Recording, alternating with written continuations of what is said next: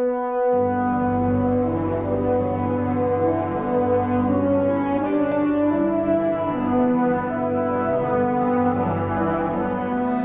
right, the scene of what used to be the World Trade Center, downtown Manhattan, now a museum and what will be a thoroughfare for business again with the opening of the Freedom Tower in short measure, and companies once again, and commerce once again, back to doing what it does best. But if you think about it, 14 years ago today, besides just the initial shock of what happened, there was a growing consensus that the markets would tank. When they did reopen, they did, and that we would enter maybe a multi-year recession. I think Businessweek at the time said even depression. Well, we were knocked for a loop, but it didn't last too long. Within a couple of months, we were back to where we were before the attack, so the economy moved on. There have been numerous bumps and serious hits since. The bottom line is that stocks are a lot higher today than they were back then, about 70% higher.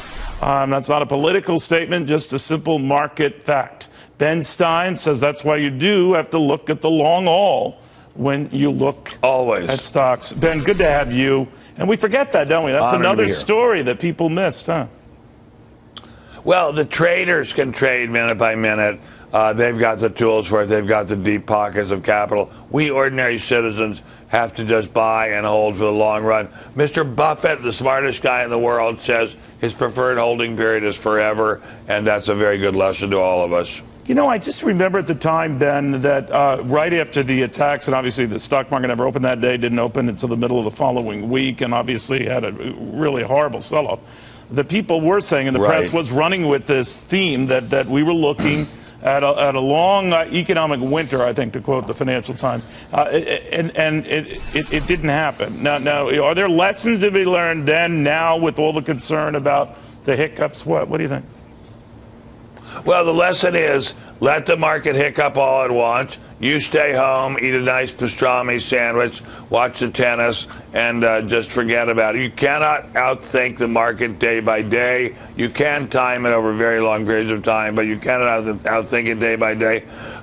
There's no reason to sell at this point. And if I may say so, the industrial capacity of the U.S., the petroleum capacity, the agricultural capacity, none of that was affected by 9/11. The national mood was affected for a very short time, and then it bounced back. This is a resilient, optimistic, brave country.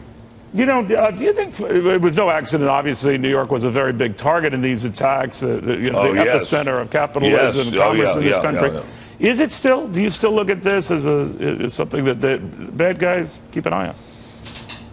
Well, the bad guys have always hated business. I mean, starting from the Kaiser. I just saw a documentary which said that the Kaiser, prior to World War I, wanted to shell New York City and Wall Street, but with his Navy cruisers, just to show how much he hated capitalism.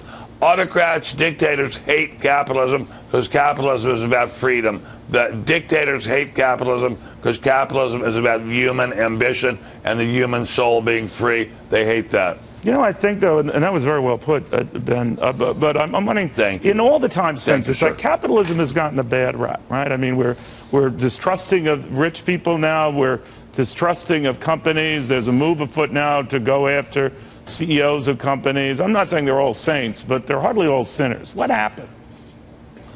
Well, there's always envy in the world, Neil. The main engine of socialism, Occupy Wall Street, communism, anarchy, the main engine of all these is envy. And ever since the days of Cain and Abel, there's been a lot of envy in the world. And envy of rich people is a particularly nasty virus that grows in the, what should I say, the left-leaning fields. And it's a nasty, ugly thing, and I hope we will not see it in the White House again. But we're seeing it in this country right now, and it's become a populist theme. I know we see it. I know we see it. I know we see it. And there's Bernie Sanders preaching against the billionaires, which is a very nasty thing. And he gets huge throngs of applause, applauding fans. People are envious, Neil. There's a lot of envy in this world. If you see a rich person and you're not a rich person, you want what he's got. Even if he had to work night and day for 50 years to get it, you want what he's got. Envy is a huge, huge power in the world. Envy drove Nazism. Envy drove communism. Envy is a huge, huge force in the world. Envy drives Occupy Wall Street. Envy is a huge force. That is very well said.